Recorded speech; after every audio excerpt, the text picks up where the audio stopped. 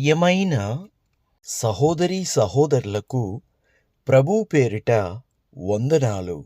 మీకు మీ కుటుంబానికి యేసుక్రీస్తు యొద్ద నుండి దీవెనలు, ఆశీర్వాదములు మెండుగా కలుగునుగాక. ఈరోజు యేసుక్రీస్తు యొద్ద నుండి మీకు బంగారు మాట, దేవుని వాగ్దానము.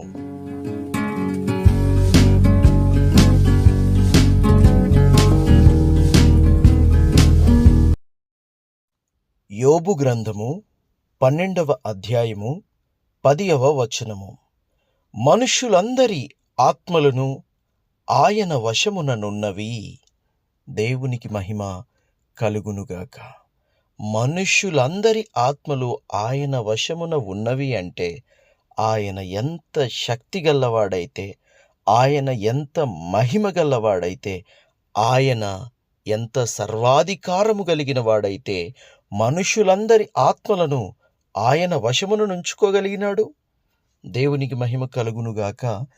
దేవుడు అనగా ప్రభువైన యెహోవా, జీవము కలిగిన యేసయ్య, పరిశుద్ధాత్మ దేవుడు గొప్పవారై ఉన్నవారు. దేవునికి స్తోత్రం. వారికంటే మిన్నైన వారు ఏ ఒక్కరునూ లేరు. దేవునికి స్తోత్రము కలుగునుగాక.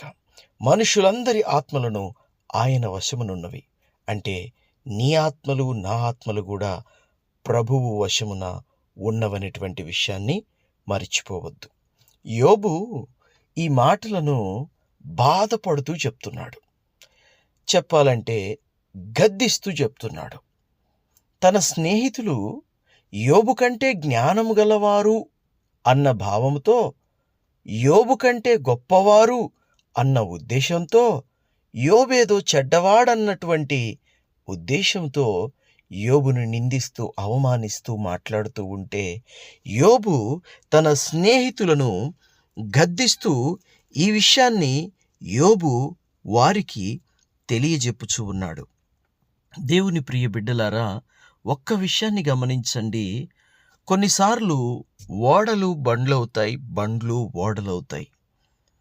కొన్నిసార్లు సక్సెస్ఫుల్గా జీవితాన్ని కొనసాగించిన వారు కొన్నిసార్లు పడిపోవచ్చు, కొన్నిసార్లు వెనుకబడవచ్చు. కానీ నీతిమంతుడు 7 మార్లు పడినా లేవనెత్తుటకు ప్రభువైన జీవము కలిగిన దేవుడు యేసయ్యున్నాడు.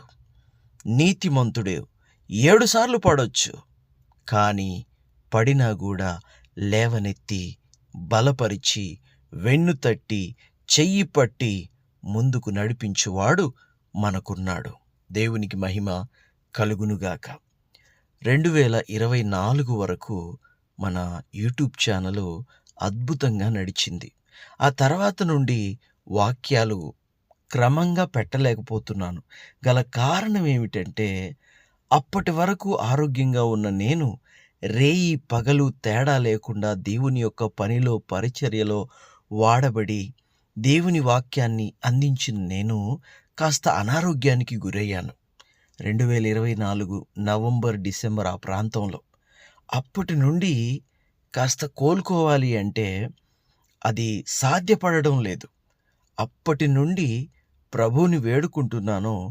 గత 25వ సంవత్సరం అంతా కూడా మరి అది పాసిబుల్ అవ్వలేదు నాకు. టైం సెట్ గాక, హెల్త్ సెట్ గాక అంతా కూడా ఆలస్యంగా జరిగింది. కానీ ప్రభువు స్థిరపరుస్తాడనే నమ్మకం నాకుంది. గత వారం నుంచి వాక్యాలు తిరిగి ప్రారంభిద్దాము అని మరలా వాక్యాలు ప్రారంభిస్తూ 10 రోజుల నుండి రాత్రి పగలు ఈ బైబిల్ చదువుకుంటూ, ఈ స్క్రిప్టులు రెడీ చేసుకుంటూ, ఈ వాక్యాలు చూసుకుంటూ, ఈ విధంగా మరలా పరిచర్యను చూసుకుంటూ, ఏ ఒక్క విషయంలో కూడా వెనుక లేకుండా రేయింబగళ్ళు కష్టపడుతూ ఉంటే, ప్రతిరోజు నేను నిద్రపోయే టైం ఏ టైం అవుతుందో తెలుసా? తెల్లవారిన తర్వాత 4 అవుతుంది, 5 అవుతుంది, 6 అవుతుంది, 6:30 అవుతుంది, 7 అవుతుంది. ఆ తర్వాత 2-3 గంటలు నిద్రపోవడం జరుగుతుంది. అయితే నిన్నటి దినాన ఏం జరిగిందంటే, ఇది గొప్ప సాక్ష్యము. నిన్నటి దినాన సేమ్ మరలా గతంలో ఏ విధంగా కిడ్నీ స్టోన్స్ వలన నొప్పి వచ్చి అల్లాడిపోయి బాధపడ్డానో నిన్నటి దినాన అనగా 2వ తారీఖు మే నెల 2వ తారీఖున నాకు అలాగనే కడుపు నొప్పి వచ్చేసింది. అయితే దేవుడు తన మహాకృపను బట్టి తగ్గించాడు, అన్ని పరిస్థితులు అనుకూలపరిచాడు. కానీ నేనైతే ఉదయం 10 గంటల నుండి సాయంత్రం 7 గంటల వరకు ఆ పెయిన్ భరించాను. దేవుడికి స్తోత్రం కలుగునుగాక. ప్రార్థన చేసి మొరపెట్టుకున్నప్పుడు ప్రభువు దాని నుండి విడిపించాడు. ఇప్పుడు ఈ వాక్యము ఏ టైంలో రికార్డ్ చేయబడుతుందంటే తెల్లవారుజామున 3:30 గంటలకు ఈ వాక్యము రికార్డు చేయబడుతోంది. దేవునికి స్తోత్రం. ఉదయం కల్లా మీకు అందించాలి అని చెప్పి రికార్డింగ్ చేసిన తర్వాత చాలామందికి ఈ వీడియో షేర్ చేయాల్సి ఉంటుంది. దేవునికి మహిమ కలుగునుగాక. ఈ మాటలు వింటున్న మీరందరూ కూడా నా కొరకు ప్రార్థించండి, మన పరిచర్య కొరకు ప్రార్థించండి. దేవుడిచ్చిన ఆత్మలను భారంగా బాధ్యతగా కాపాడాల్సినటువంటి బాధ్యత నా మీద ఉన్నది. సంఘమును క్షేమంగా చూసుకోవాల్సినటువంటి బాధ్యత ఉన్నది. అలాగనే యూట్యూబ్లో ఇప్పటి నుంచి వీడియోలు వస్తాయి, అలాగనే లైవ్ కూడా రావడం జరుగుతుంది. మీరు చూస్తూ ఆత్మీయంగా బలపడండి. మన పరిచర్య కోసం, నా ఆరోగ్యం కోసం భారంగా ప్రార్థన చేయండి. మరి అనారోగ్యానికి గల కారణాలు ఏమిటంటే రెస్ట్ లేకపోవడమే. కేవలం రెస్ట్ లేకపోవడము, వేళకు తిండి లేకపోవడము, నిద్ర లేకపోవడము, వీటన్నిటి వలన అలా వచ్చింది. కానీ దేవుడు నిలబెడతాడు. దేవునికి మహిమ కలుగునుగాక. నా గురించి భారంగా ప్రార్థన చేయండి. మీ గురించి నేను తప్పకుండా భారంగా ప్రార్థన చేస్తాను.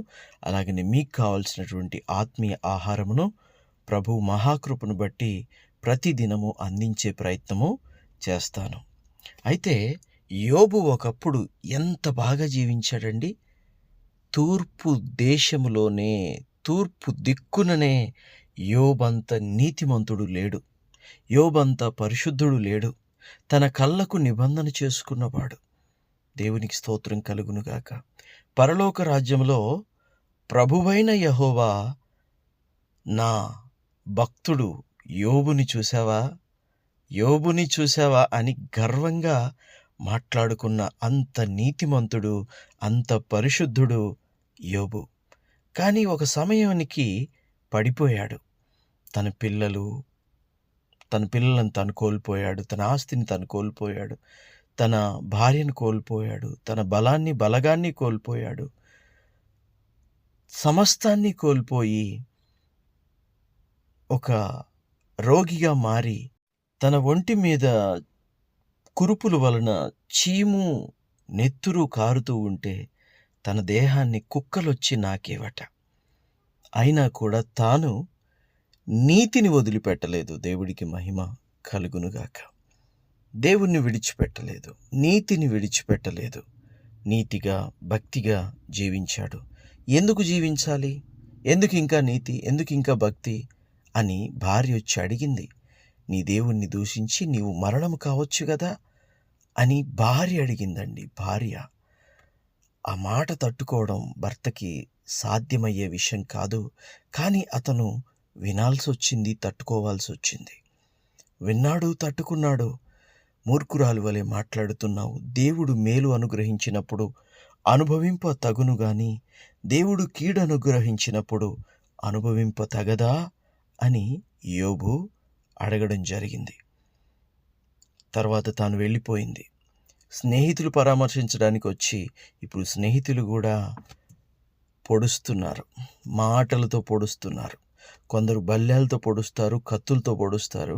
స్నేహితులు సున్నితంగా మాటలతో పొడుస్తూ ఉంటే వాళ్ళేదో జ్ఞానులైనట్టుగా, ఇతనేదో తక్కువ వాడైనట్టుగా చూస్తూ ఉంటే యోబు వారిని గద్దిస్తూ ఈ మాటలు మాట్లాడుతూ ఉన్నాడు. అనేకమైనటువంటి మాటలు మాట్లాడాడు. ఈ మాట కూడా చెప్తూ ఉన్నాడనమాట. దేవునికి స్తోత్రం కలుగునుగాక. దేవుని ప్రియబిడ్డ, నీవు కూడా ఒకప్పుడు మంచిగా నిలబడి రకరకాల కారణాలను బట్టి, రకరకాల అనారోగ్య సమస్యలను బట్టి, ఉన్నటువంటి పరిస్థితులను బట్టి, మనుషులను బట్టి పడిపోయావా? దిగులు పడమాకు, భయపడమాకు. నీ దేవుడైన యెహోవా జీవము గలవాడు. తిరిగి నిన్ను నిలబెడతాడు, బలపరుస్తాడు. నమ్మకం ఉంచండి, విశ్వాసం ఉంచండి. రానున్న రోజుల్లో మంచి జరగబోతోంది. దేవునికి మహిమ కలుగునుగాక.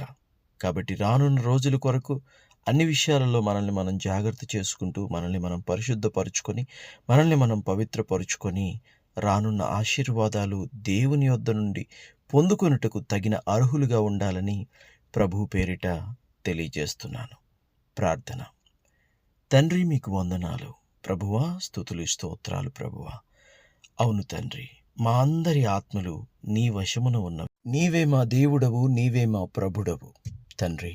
అయితే ఈ లోకంలో జీవించుచున్నప్పుడు మాకు అనేక శోధనలు, కష్టాలు, శ్రమలు, బాధలు వస్తాయి, సహజంగా వస్తుంటాయి. అయినను వాటన్నిటి నుండి తప్పించి విడిపించుటకు మీరు చాలిన దేవుడు. యోబు అనేక మంది భక్తుల కంటే నీతిమంతుడు, నిబంధన గలవాడు, సమర్పణ గలవాడు తండ్రి. అంతటి యోబుకు కష్టాలొచ్చాయి, కానీ అతన్ని నువ్వు విడవలేదు, అతను కూడా నిన్ను విడవలేదు. ఒక సమయం వచ్చినప్పుడు తండ్రి, గర్విష్ఠులందరి నోరు మోయించావు తండ్రి. తండ్రి, అతన్ని హెచ్చించి గనపరిచావు. ఈరోజు పడిపోయిన స్థితిలో తండ్రి, వెనుకబడిన స్థితిలో ఎవరైనా ఉన్నట్లయితే దేవా, బలపరచండి, శక్తినివ్వండి. నీ కృప నీ బిడ్డలకు అనుగ్రహించండి. మీ కృపగల దయగల హస్తాలకి బిడ్డలను అప్పగిస్తున్నాను. రానున్న రోజుల్లో గొప్ప మేలు చేయబోతున్నావు, మంచిని చూడబోతున్నావు, మేలుని మేము చూడబోతున్నాం తండ్రి. నీ నామమును బట్టి, నీ ప్రేమను బట్టి ఈ ప్రార్థన చేయుచున్నాము తండ్రి. Amen, amen, amen. అంతా మేలే జరుగునుగాక. ఆమెన్.